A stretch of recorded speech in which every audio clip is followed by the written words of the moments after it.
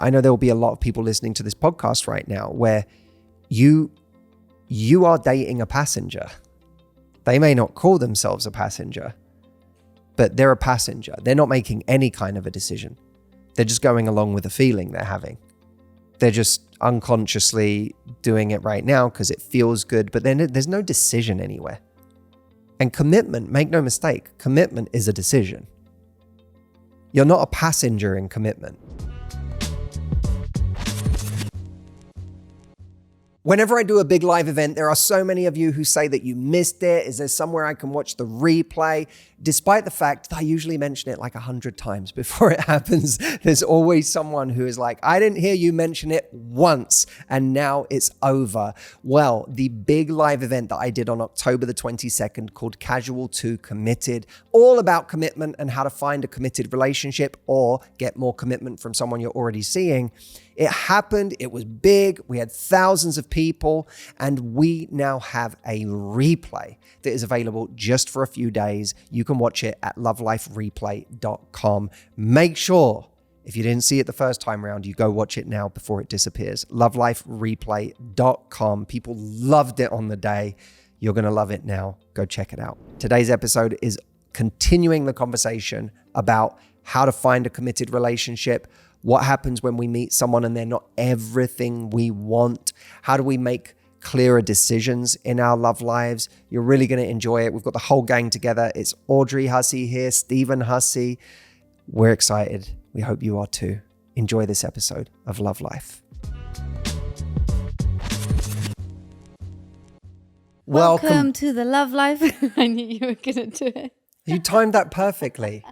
How dare you?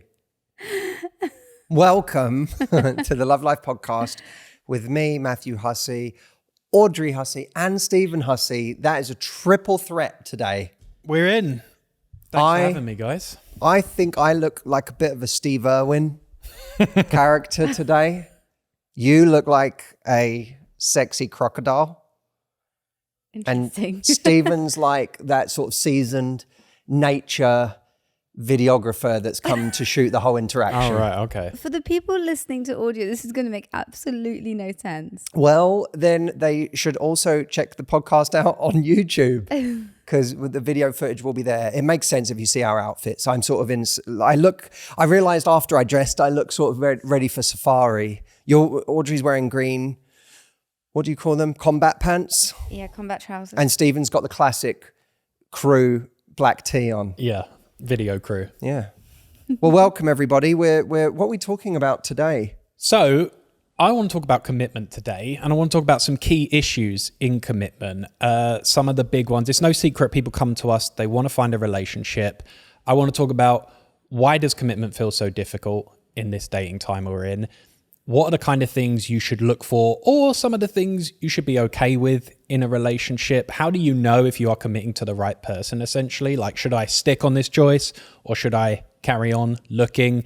And just some of the things that make people feel very paralyzed and fearful in this area, because it kind of always is, oh, I'm dating, I'm out there, I'm having fun. Here comes the bit where commitment needs to come in and everything suddenly feels a lot more scary. So I want to get your opinions, and then I want to ask you guys a couple of things you've learned since being married about commitment. Nothing salacious, but As in, has it changed our opinions? I want you guys to be able to share some of your insights, some things you've learned, anything's changed about what you used to say and what you now would say about commitment. So shall we take it from the top? Let's go. Let's do it. So let's start with why people fear commitment or find it hard to commit today in 2024. The landscape is, there's dating apps, there's lots of ways to meet people. So why does everyone say it's so damn hard to find commitment? God, I think there's a lot of answers to that. There's a lot of perceived choice. So that immediately, I talked about it in a recent video as that idea of the big menu problem, that it feels like there are so many people out there that we could be choosing from. So that creates a level of anxiety about making the right choice. And if we're not experiencing a lot of choice ourselves, we still feel like we're encountering other people who have a lot of choice, and that might be the reason why they're not committing or why it's really hard for us to stand out. So even if you're not experiencing the big menu problem yourself, you're encountering people who are on some level experiencing the big menu problem, especially people who have a lot of choice. And of course, by the way, lots of people feel like they have a lot of choice, even if they don't, or they're still being presented with every kind of human being on a dating app. Even if they're not having success with them, it's still creating a standard for a lot of people that they feel that they're entitled to. And that can make your life more difficult if you're trying to get one of those people who has a standard, and that standard is higher than you can possibly live up to. There's also the problem of our own internal lack of trust in our own decisions. You know, I think we're terrified of making the wrong choice. We're terrified of, you know, choosing the wrong person that we're going to be spending the rest of our lives with. It's what a hard choice to make. You know, most of us are not great decision makers in general. So then when you apply that to one of the hardest decisions in some ways we'll ever make, or one of the, maybe not even the hardest, maybe one of the biggest decisions. It feels like one of those ones I need to get right. My career, relationship, where I live or something. But why is that? Why are relationships, why do they feel higher stakes than every other area of our lives? Because, you know, you come out of college, university if you're British, and you don't agonize over the decision of, you know, what internship you're going to do, what job you're going to go into. You kind of go, oh, well, I'm interested in PR, or I'm interested in law, or I'm interested in whatever. So I'm just going to get the entry-level job for this thing I'm interested in. And then 10 years later, you're probably still in that position. Although some people agonize over those things. Do they? Yeah. Interesting. Maybe, and I'm sure, but I think we're better decision makers when it comes to pretty much every single area of our lives. But for some reason, when it comes to relationships, it's just like, it feels so much more high stakes than everything else. Why is that? Well, I mean, there are people out there who say, who have I heard recently say like this, who you choose as your partner is the most important decision you'll ever make. I think lots of people have Did said Scott that. Galloway people say it. something like that recently? I think though? He did Scott from Galloway a has. financial standpoint. He said it's the most important financial decision you'll ever make is who you choose as your life partner, which is interesting, right? Because I think I understand Scott's content well enough to know that he's not just talking about like, you know, the crude side of that of, you know, the right person will treat you well in a divorce and the wrong person will ruin you. He's also talking about, I think actually even more so, Scott is referring to how much the right person, the support of that person, the love of that person, having that champion, having that great partner along the way can actually motivate you. It can make you more successful. It can give you a stable base from which to strike in your life. I thought he meant because you know, and I don't do this. I definitely do this. You know, they won't order as many Amazon packages and just spend a lot of money on things that Instagram advertises to them. Yeah, Audrey is like whenever you think of like who's the target market on Instagram, it's basically Audrey for everything. Because every day there's some new thing that arrives at the house. Well, some weird little... But my new alarm clock looks great. And I'm very excited to try it tonight. New alarm clock, little things you put on your head at night when we go to sleep. Oh, God. Earmuffs? No, we have this joke. Sorry, I'm off on a very quick tangent. We have this joke because, you know, like the whole, when you first started dating her, she looked like this. And then, those memes, and then like, now she looks sure. like that, right? Like I go to sleep with like my heatless curlers on, and I have my LED lights sometimes, and I have my like all sorts of strange things. And sometimes I turn to Matt and I'm like, "This has really got to stop, hasn't it?" Because You've gone full 80s mum sort of look. Yeah, I used Seriously, to wake up. it's at like 6 and when she's put got on her lip mask on gloss. as well. It's like if I was dating a female Hannibal Lecter from the 80s. Wow. I know, it's so mean. But quite I an was image. joking about the fact that I used to like literally wake up early to put on lip gloss and get back into bed and pretend that I woken up like that. And now I'm just Those were the days. falling asleep with my heatless Those curlers. were the days. I know, but you know. Wow, I didn't know people actually did that, but There you go. Oh, yeah. I will get a picture for you at some point, Stephen.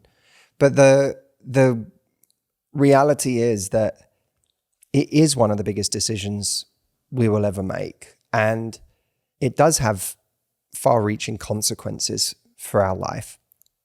I think people feel the weight of that. And a lot of us don't trust ourselves, in these areas.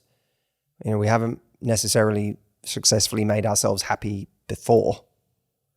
We tried dating someone, it didn't work out, or we weren't happy, or we were constantly unsure of ourselves. We got it really wrong. A lot of people don't trust their decision making in this area because they don't see themselves as having made great choices in the past. So, I think all of these things have something to do with it. And then if you factor in as well, the baseline addiction to novelty that so many of us have now, where we cannot sit still, we can't sit and focus on anything. It extends to everything in our lives. A lot of people find it really hard to sit and read a book these days. Like really hard, painfully hard. And I'm not talking about people who don't read. I'm talking about people who historically do read, who are finding in their lives right now, it's really, really difficult to sit down and read a book. Yeah. We've been trained to not have that kind of attention span. Yeah, I saw an app that lets you, not even an app, an object that lets you lock your phone up and time it for 2 hours. And it locks it in a box. That was shown to me on Instagram. Wow. And it locks it in a box for 2 hours so you can read. I would have definitely bought that. There you go. But that I think we have to start realizing that that's happening a lot for us in love too, is this the thing that makes it hard for us to sit down and read a book is the same thing that makes it hard for us to sit still with one person and truly get to know them on a deeper level and invest time and energy past the novelty phase. Do you think there's also a sense where you hear all these stats about how much more people spend time alone these days? And there's these graphs that show more men are virgins for longer, and more people have indoor hobbies, streaming, video games, etc. Do you think there's a thing where it's suddenly quite scary, the idea, like we're used to not sharing a lot, like we get our own time, our space, I get to go hide away. And then the idea of like, I have to let someone into all of that. It's quite scary if you have not been used to sharing your life. Whereas I think maybe back in the day, it was just an assumed more natural, bigger families, spending time together, people around. In a way, people are used to being more isolated now. Well, yeah, we're very individualistic. We set our lives up exactly how we want them. And the idea of like someone coming in and I'm having to reshape my routines and my habits, and they don't go to bed at the same time as me, and we have different eating habits, and like we like to spend our weekends slightly differently. They want to go out and do things. I want to sit and read, or like there's all those differences that I think create tension. And when we're not used to having to manage those tensions, because that's what, like if you think about families, right? Most people have had some kind of family experience where you had to work out the tensions around the table. You had to figure out what it was like to all be in the same house. But the more we got away from that, the more we created our kind of ideal version of how we want to live every day. And there's almost this like return, like a relationship in some sense. Hopefully it's a return to a more healthy version than some of us had as families growing up. But there's hope, there's some kind of a return to compromise, right? A return to sacrifice, a return to getting used to what it's actually like to manage your space, your emotions, and your people may habits not around even be someone used else. to just showing the real them, right? You can show whatever you want of yourself online. On a dating app, you can show what you want. And then you've got to actually relate to a specific person and show them all your private world. That's like, I think some people aren't used to having to show the uglier parts of themselves. I wonder whether so many of us struggle to connect in relationships because we are only showing a certain percentage of ourselves. So let's say maybe 80%, 70%, sometimes even maybe 90% if we can get there. But that piece of us that we hold back is actually the barrier to truly feeling connected with somebody. We're not necessarily being really authentic these days all the time. And I wonder whether that lack of authenticity just stops us from really letting our guards down and allowing ourselves to truly connect with another person. Sometimes when you see on dating apps people being too ironic or on social media, too much irony, I always think those people are going to find it hard in a way to properly connect with someone, because everything is, there's a sense of like super self-awareness about everything. Yeah. To the extent like you're always like deciding what you can actually show, what you can't, how honest can I be, what's cringe to be. It's cringe to be like that. And I often, when I see those on TikTok or anything, I think that person's going to have a struggle because there's just so many layers before you would actually see who they really are. The hard part is that you may want to show more, or it may be, you may love the idea that you would be loved for who you are, but at what point do you really start? We all have a kind of a version of ourselves that we feel like has the potential to scare someone away. And that's the part we keep locked up for as long as possible until it comes out, usually because someone did something that hurt our feelings or made us jealous or made us afraid. And then that part maybe just leaks out in that moment. It's not like we even chose to share it. We just kind of, something got the better of us. And then we feel terrified that we let it out, because now it's like, oh my God, you now saw this part of me. You saw the less composed part of me. You saw a whole different side of my personality. And then it's really scary. So are you, Audrey, saying that stuff, we should more proactively bring it forward? And how do you know when it's too soon? Because you're like, well, someone doesn't want to see all of my crazy like this early on in the process. Yeah, it's the balance. I think no one should receive the advice that, those parts of us should be like date 2, like, because also people don't need to know. I always think information is power, and the way you're projecting yourself on a date, you don't want someone who doesn't have good intentions to have that much information about your weaknesses, actually, because you don't know how they're going to use it against you. So I think that you have to be guarded to an extent. I just think that it's worth, but like keeping in our minds as the relationships progress, are we really being our authentic selves? Are we really being vulnerable, not fake vulnerable? Are we actually showing parts of ourselves that are not as shiny or not that amazing or not that interesting, but are also very real to us? And are we kind of owning those unashamedly, because that's also very attractive? And I think also, are we creating enough of a sort of safe enough environment for the other person to do so also? Mm-hmm. Because we all have our stuff. We all have our habits, our ways of being that we think are just not nice and not attractive and whatever. And if you can meet someone where you can accept their habits and you can accept their flaws and you can accept, the things that aren't so special about them, I think that also is a very, very powerful thing. But I think we have to lead by example. It's all about leadership, right? In this kind of scenario, it's what kind of person do I want the other person to be in this relationship? And I'm going to do it first in order to instigate them doing it back with me. Yeah, it's what kind of, what atmosphere do you want to create? What culture do you want to create around you? I always think it's the same when, like as a speaker, you step on stage, or when you're part of a panel on stage. Like we were on a panel together recently, and it's very easy in that environment to get up and just be like, what's the most impressive thing I could do or say? How do, the bravado. And there's also a way to set the tone from the beginning of complete humility, and making the audience or the people that, whether it's 1,000 people or 30 people, almost bringing them in on a level of just, we're all people, aren't we? Mm-hmm.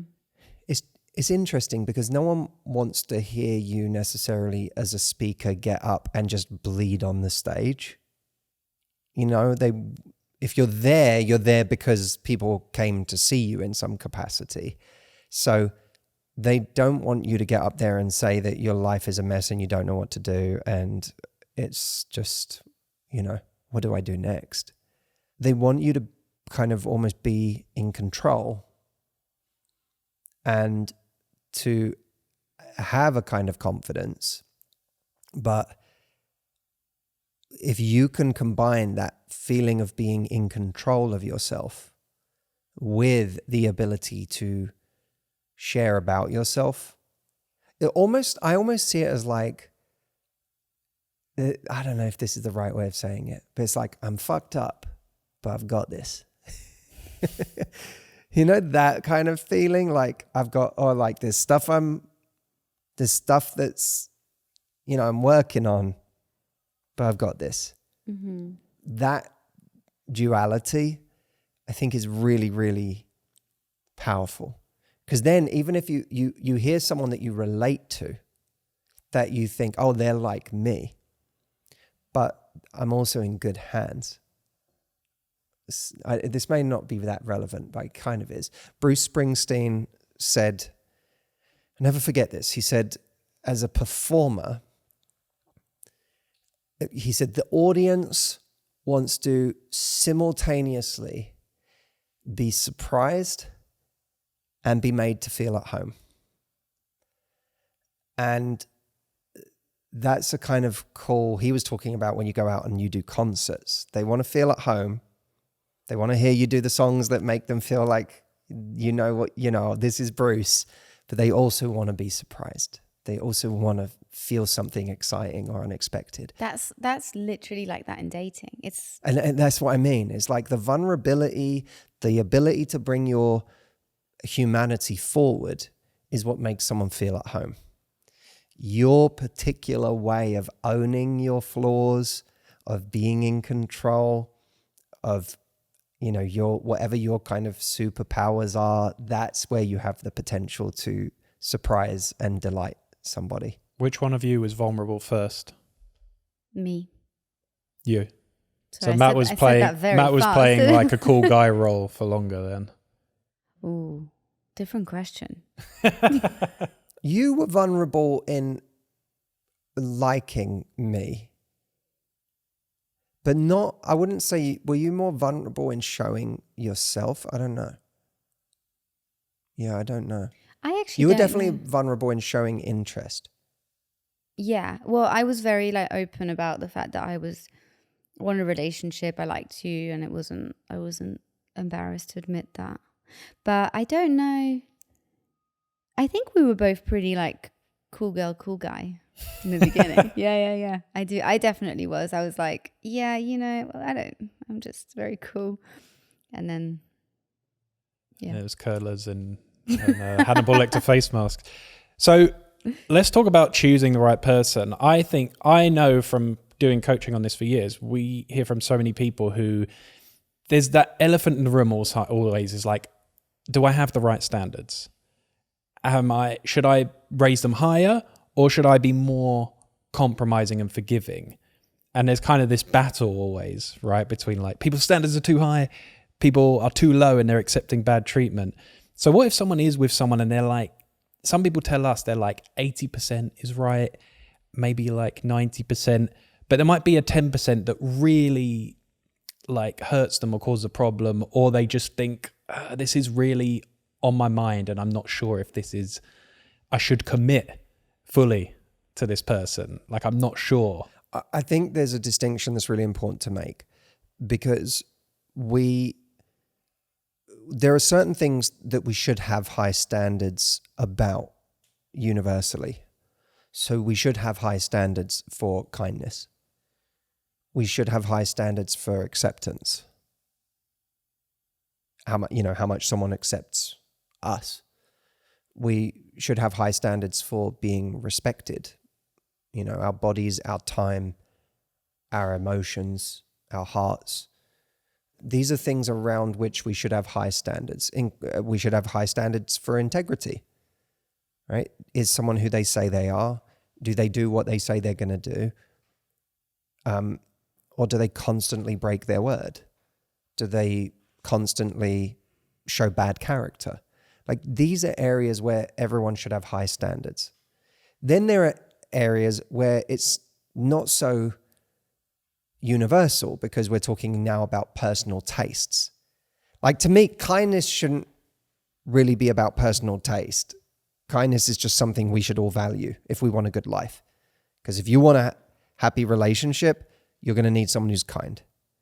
If you ever, God forbid, are no longer in that relationship and you have to break up, you're going to want that person to have been someone who was kind, right? Lack of kindness goes badly. Then there's the way they look. That's subjective, and that's tastes. There's, how tall they are, or what level their sex drive is.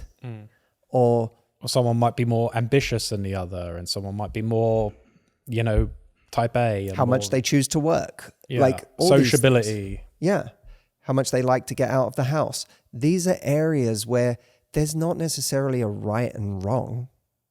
There's just what's right for you.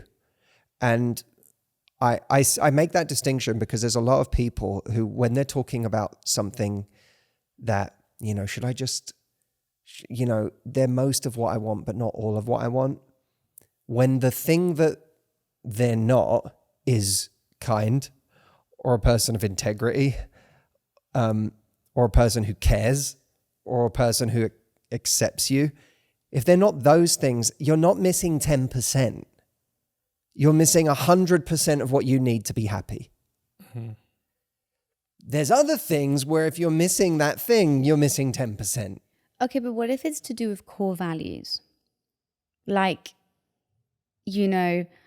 political views, or even like, I'm really interested in having intellectual conversations about these subjects. And have you ever had people who say to you like, oh, wow, I never thought of that before. You think really deeply, and then you didn't really ask them a very deep question, and you just think, oh, we'll never be close because I will never feel at home with you. Like, those I think are core values and things that you really, really value in a person. What about those? Because they don't really fall in either category, in my opinion. I think that this is where knowing ourself becomes really, really important. Not everyone cares immensely about having an intellectual connection, right? Some people will be in a relationship and they'll be like, I have my friends for that. I have people that my mentors. I have all sorts of other people in my life where I get that itch scratched. I don't need my partner to be that. I need them to care. I need them to be someone who doesn't hate entertaining those interests of mine on occasion and is willing to, but they don't need to have read the same books as me, and they don't need to have all the same opinions as me, and they don't even need to care about, we don't need to look at something together and they can have really intelligent commentary on that painting that we just saw. Even if I do, they need to just be someone who can humor me a little bit in my interests of on those things.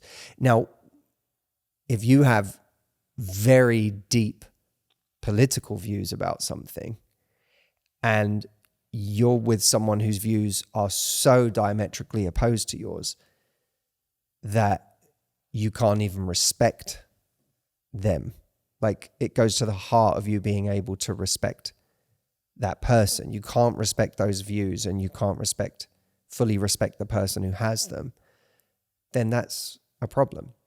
I mean, there are people who are together who have you get people who are together who have completely different political views. Or religious views. But what they have, this is where things get really interesting, because what they have underneath those views is the same core values. Mm-hmm. And, you believe in this religion, I believe in this one, but the heart of it, we're both incredibly loving people. then that can work. Or a Democrat and I'm a Republican and we actually have the same heart, but we think there are very different ways of fixing the same problem. Then our strategies are different, but underneath it, maybe we want the same thing. But then you get versions of that where it's like, we don't, at our core, on a values level, we do not speak the same language. And that's when the differences in the more superficial identity level, the strategy, it's not just a problem on that level of how do we fix the problem. It's a problem of we don't even agree on what the problem is. We don't even agree on our values around the problem. That's such a good distinction. We can spend our whole lives circling this idea of who's right for us. You know, can it work with this person? Should I commit to this person? Should I stay with this person or should I leave?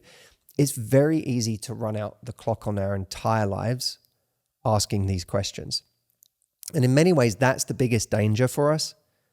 I think the biggest danger is not that we make a wrong decision. The biggest danger is that we run out the clock on our entire lives, either stuck somewhere, always debating it, or standing on the sidelines, always debating whether to get involved. Yeah. And that indecision actually unites a lot of people when it comes to their love lives. It would seem as though the person who's standing there constantly questioning whether anyone is good enough has nothing in common with the person who's years into a relationship who is unhappy. But actually there is something that that there's a thread between those two people, and it's indecision.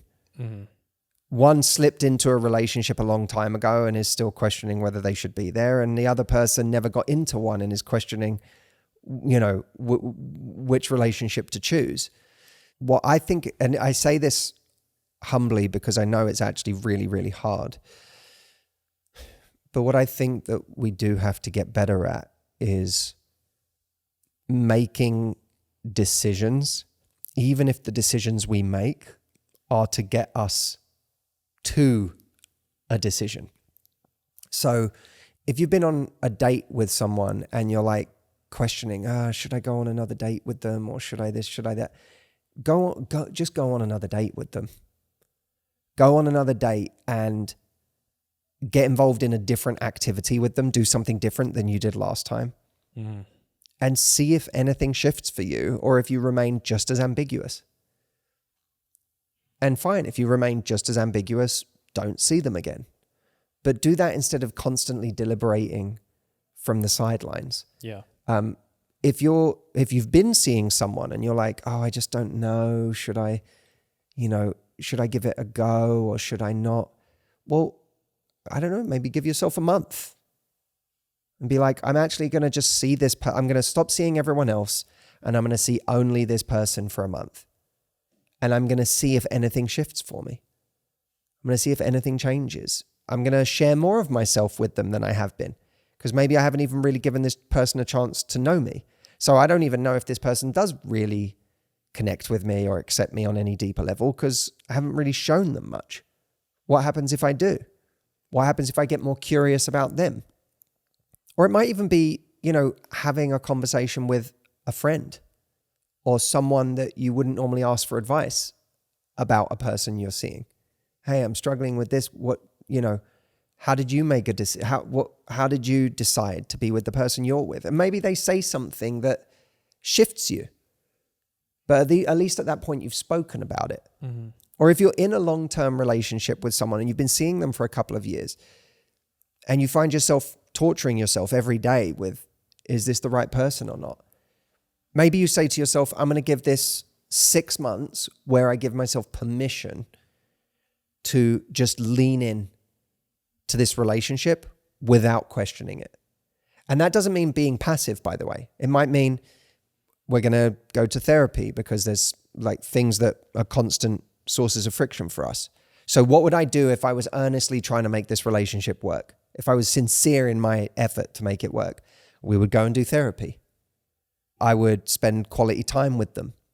I would really try to work on the things that affect them, or I would much more clearly communicate the things that I need them to do that would help me. You know, what are all the things you would do if you were actually trying to make it work? And you say, I'm going to give myself 6 months of not questioning this relationship. And at the end of 6 months, I'll take the real temperature of this. That's a real decision. And by the way, the decision, if you just stay in a place of ambivalence, of questioning things, that's another decision. That you're making a decision, even if you don't call it that. You're making a decision to sit back and not go one way or the other. So that's still a decision, and it's a decision that has consequences. It's not that there's consequences to leaving and there's consequences to staying and going all in. No, there's consequences to just kicking it down the road too. I remember someone once saying to me that leadership was all about making a decision, and then if that decision is the wrong decision, you make a new decision to correct your last decision, but you always move forward. Yeah. And that kind of speaks to what you're saying. I think it's really powerful as a framework. I love that. Tony Soprano, who said more is lost in indecision than in wrong decision. That's very true. Not saying he would be a role model, but there's a Definitely truth not. to that statement. And by the way, if your response to the idea for the next 6 months of going to therapy and leaning into the relationship and giving it all you've got in order to find out, which in the context of a multi-year relationship isn't that big of a sacrifice. If you know, it's a big sacrifice if you think I'm going to start a brand new one. But if you've already been in it for many years and now you're trying to figure out whether to stay or go, giving it 6 months of going all in, not the end of the world. At least you'd have some clarity in 6 months instead of running down the clock on another 3 years. If you're hearing this right now, doubting someone, and my saying doing all of, like, lean in and do all of those things, it makes you roll your eyes and go, I just can't. Well, then you already have a decision. Like, you already know. You have the ick. You That's can't, true. like, if you don't want to put in that effort and do it, you already left. You just haven't told the person. Yeah. And you haven't really been honest with yourself. But either way, make a conscious decision. For me, I can remember a point where I made a real decision to go all in on our relationship. And that was the moment that things started to really change for me in ways that I hadn't experienced in my own love life before. Because I fell into situations and I was almost like a passenger. I feel like I was a passenger in my love life for so many different situations and relationships. And that was to the detriment of me. It was to the detriment of anyone that I came across. You know, it hurt other people because when you're a passenger, you're passive. You're not actually making a decision to do anything. And I know there will be a lot of people listening to this podcast right now where you are dating a passenger. They may not call themselves a passenger, but they're a passenger. They're not making any kind of a decision. They're just going along with a feeling they're having. They're just unconsciously doing it right now because it feels good, but then there's no decision anywhere. And commitment, make no mistake, commitment is a decision. You're not a passenger in commitment. You're not a passenger in building a big business. At some point you decide, I'm going to build a business. You're not a passenger in a great relationship. At some point you say, I'm going to proactively build a great relationship. I'm going to commit. And a lot of people, I think, are very confused right now because you think you're dating someone who's making decisions and you're actually dating a passenger. And then you get frustrated and confused and infuriated when you find that the time comes to actually like commit or make a decision or say, it's you and me, we're a partner, we're a team. You're my girlfriend, you're my boyfriend, you're my husband, you're my wife. Whatever level we're talking about, it's infuriating to find out you don't actually have someone who is making decisions. You have someone who is just a passenger for a feeling. And I can relate to being that for a lot of my life until I made a decision to actually go, you know what? I'm going to give this my all. This idea is personal to me because I know that I spent a lot of my life not making decisions in this area. And you can spend your whole life as a passenger, always just going from one relationship to the next, casually dating, never really making a conscious decision to go all in with somebody.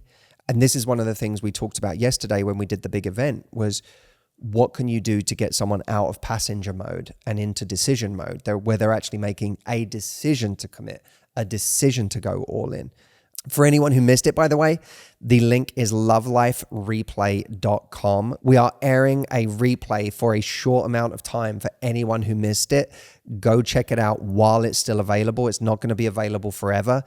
It is lovelifereplay.com. Go check that out. If you've enjoyed this episode, you're really going to enjoy that because this is a real structured training that I did on this subject live for many thousands of people all at the same time. So go check that out. And we'll do more on this as well because this is, I know people want to hear about this stuff. For sure. All right, fantastic. Thank you, Audrey. Thank you, Stephen. Thank you. Thank you. I love the passenger stuff. You got Hannibal Lecter as your little passenger. She's not a passenger. She's very... Right, that's the point. Right. No, neither of you are passengers. Right, that's the point you were making? Yeah. Okay. Thank you so much for listening, everybody. It has been a pleasure of ours. We've really enjoyed making this episode. Hope you enjoyed listening to it. And we'll see you next time. Be well, love life, and see you soon.